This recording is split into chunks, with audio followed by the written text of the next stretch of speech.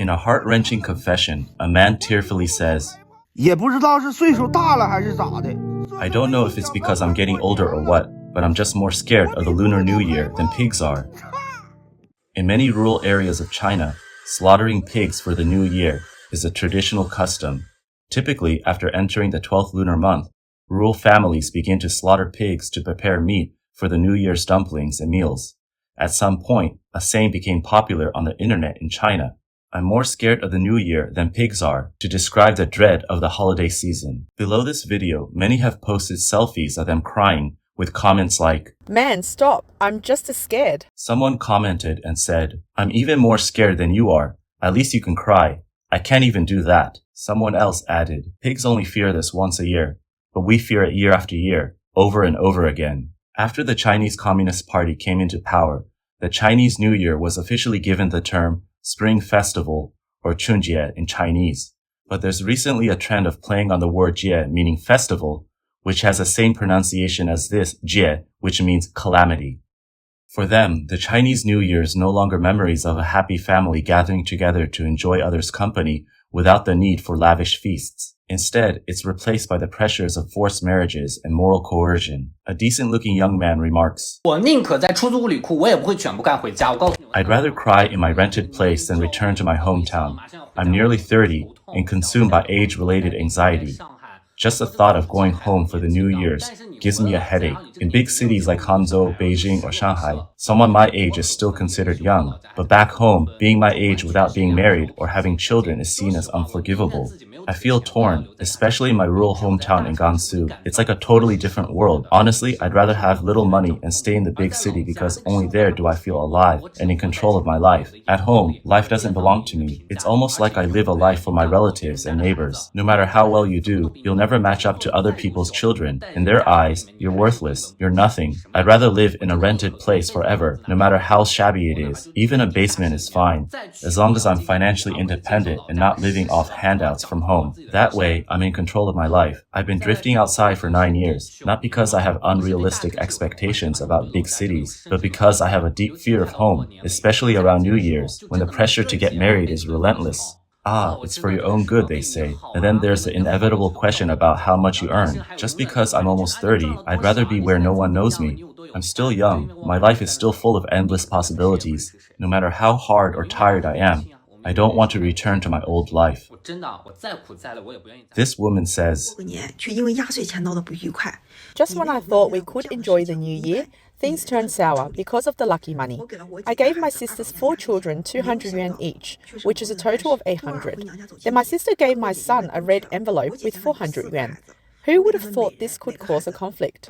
My sister's children opened the envelope, and seeing it only had 200 yuan, she refused to accept it. She cried, saying, "Auntie gave me 200. Why did you give her child 400? Nowadays, lucky money has lost its charm. Even children are caught up in competition and jealousy.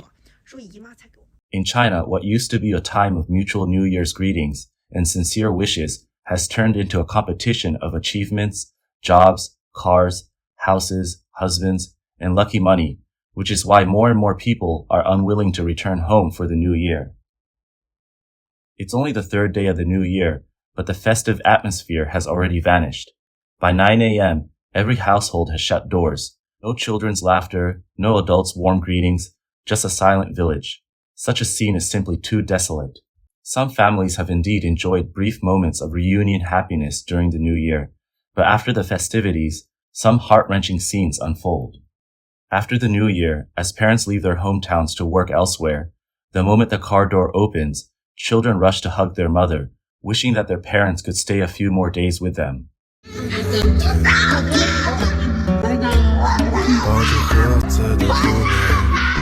A little girl in a pink jacket desperately tries to break free from a relative's grasp to chase after her mother, who is about to leave. Unfortunately, her heart-wrenching cries can't keep her mother from leaving her hometown to make a living. A little girl only a few years old, barefoot and with disheveled hair, runs outside, screaming after the departing car of her parents.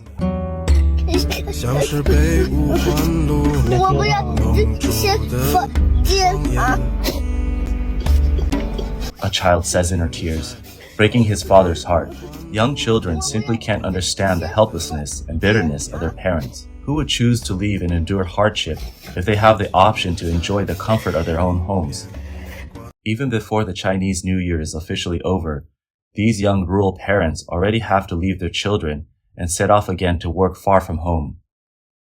It's no wonder Chinese people would say, in the hometown, there's only winter, but no spring, summer, or autumn, because only during the winter and those few days of the new year do migrant workers and their children return to their hometowns. After just a brief reunion, those families have to endure separation again. In recent years, some customs during the Chinese New Year have quietly changed, with several unusual phenomena emerging in rural areas during the holiday season, sparking heated discussions online. The first unusual phenomena is, in rural areas, there is an increasing number of newly built houses, but fewer people are actually living in them. Many migrant workers have constructed houses in their villages, but lack the time to reside in them. As a result, these new houses remain unoccupied. They resemble unfinished buildings left idle. On February 15th, an article from the independent media page Xiao Mada's Emotional Stories stated, "This year alone, when we returned for the new year, there have been 6 new houses built in our village in 2023, and 3 more have been renovated. However, the village is deserted. This new year, many of those who have built new houses in the countryside didn't return for the holiday season." Since the 1990s, a large number of rural residents have moved to cities, with roughly 300 million migrant workers active in major cities. These workers rarely return to their hometowns, even for a few days a year, yet many still choose to build houses in the countryside. On the one hand, it's purely about saving face, and on the other, they still hope to retire in their hometowns and live a peaceful retirement life. But reality is often different, and many can no longer return to their previous lives. Even for the short period of the new year, many migrant workers prefer to stay in their shabby city rentals rather than face various forms of moral coercion back home. The second unusual phenomenon is that many migrant workers who return home for the new year discover that the number of single men in rural areas is increasing, while single women are nowhere to be seen. As everyone knows, finding a wife in rural areas is exceptionally difficult. According to official Chinese data from 2023, at least 30 million rural men are unable to find potential wives. It's not that they don't want to get married, there simply aren't enough women available. This rural man said, "We can't find wives. From one end of the village to the other, we counted about 32 men, all single." Why are so many men unable to find wives? The blame lies with the inhumane one-child policy implemented by the Chinese Communist Party decades ago. In rural areas where the preference for sons over daughters is strong, pregnant women who are found out to be carrying girls would often terminate their pregnancies to wait until they have a boy. As a result, after decades, the gender ratio has become severely unbalanced. According to the latest data, in 2023, there were 723.3 million men and only 688.4 million women in China, with men outnumbering women by 34.9 million, a staggering increase from the 32 million difference in 2022. This woman, who's been married before, has men coming after her every day.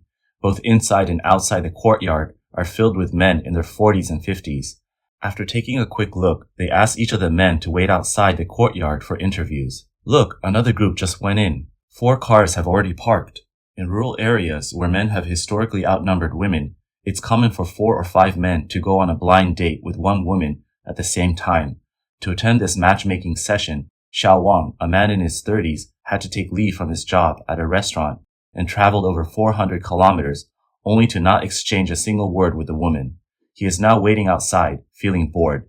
Before he could finish complaining, the matchmaker came out and announced the results. He was too short, and his chef's salary was just over 7,000 yuan, was not considered high enough. Xiao Wang was almost furious. Waiting for 2 hours is one thing, but who's going to reimburse the travel expenses? As an apology, the matchmaker then recommended to him another 30-year-old woman. She said the woman is from the neighboring village, who had just got divorced and was decent looking. "You can't just pick random people like that," Xiao Wang remarked. Though complaining, Xiao Wang still approached the woman's house sincerely, only to be rejected before he could even express interest. The woman looked at him from afar through the window and said he was too short, and refused to meet him face to face. Apart from the severe gender imbalance, the high cost of betrothal gifts is also one of the reasons why many men cannot afford to get married. The mother of this girl said, quote, "A dowry of 300,000 yuan, not a penny less. Raising my daughter is no easy job." End quote. This woman, probably the boy's mother, responded in shock. 300,000 yuan? With a smile, the boy's father reassured, "Don't worry, we can do 300,000 yuan, no problem." For the sake of his son's marriage, this modestly dressed father reluctantly agreed.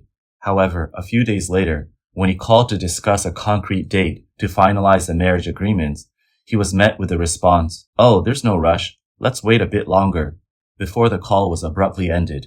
Clearly, the marriage had been called off. The third unusual phenomenon is the changing attitude towards buying houses. Previously, many who worked away from home dreaded being asked upon their return for the new year if they had purchased a house. This year, numerous workers noticed a significant decrease in the frequency of this question. Even when the topic came up in conversation, elders from their hometowns advised the younger generation that having a place to live was sufficient and urged them not to rush into buying property, suggesting that property prices might fall in the future. The fourth unusual phenomenon is called duanqin, which translates to cutting off relatives. During the 2024 Chinese New Year, the topic of cutting off relatives surged to the top of Weibo's hot search with over 100 million views. Essentially, cutting off relatives means no longer visiting relatives during the new year. Traditionally, Chinese New Year is a time for visiting relatives and friends to reunite and exchange blessings. However, why has this millennia-old tradition taken a sour turn? One man explained, "I actually started to break ties with relatives a few years ago. If it weren't for direct blood relations, I'd even consider cutting off my parents. This might sound disrespectful, but it's my reality. Before the new year, I wonder if I should tell my parents after losing my job, afraid I'll worry them. Yet I didn't want to hide it either, because I believe that in a family, everything should be open and transparent. We should share joy together and face difficulties together. So I told them. And as usual, they were anxious and thought I was incompetent and didn't even offer a word of encouragement. I proposed the idea of returning to my hometown to start a rural independent social media channel business, but they rejected it because they think it's embarrassing. This New Year's return home left me disheartened, but I've come to understand it's not entirely their fault. They're uneducated, knowing even less than I do. Their anxiety over my unemployment is natural. Subconsciously seeking my family's encouragement was immature. As for other relatives, gatherings are either about comparisons, card games, disputes, or gossiping about others' misfortunes. Why is that? Because everyone's struggling in their careers. There's nothing positive to talk about. You look down on relatives and want to cut ties, and they feel the same about you. So why haven't you? Because the elders are still around, so the young still need to visit them, whether they like it or not. But even among the parents' generation, the sense of kinship has also weakened, and many relatives no longer keep in touch. How severe is the phenomenon of cutting off relatives?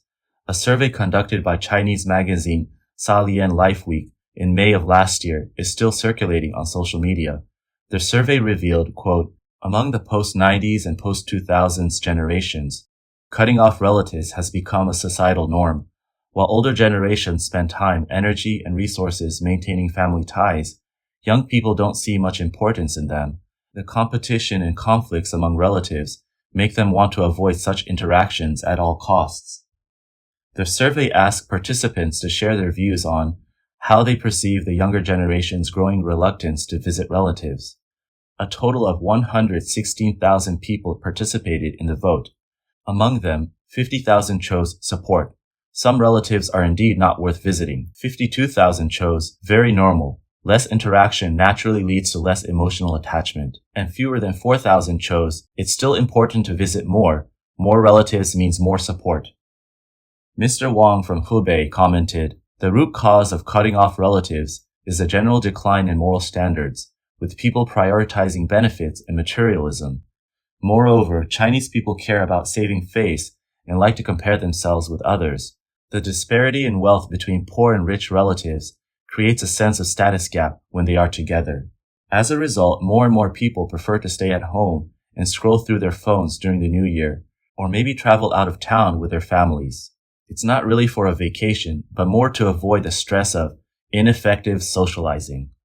Other strange phenomena include a noticeable decrease in sending New Year greetings via WeChat.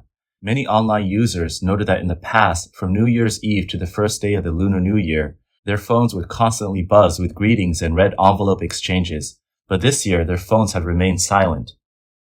The Chinese New Year is losing its festive spirit. Modern Chinese are increasingly apprehensive about the new year. These unusual phenomena reflect deep-seated issues within Chinese society's development.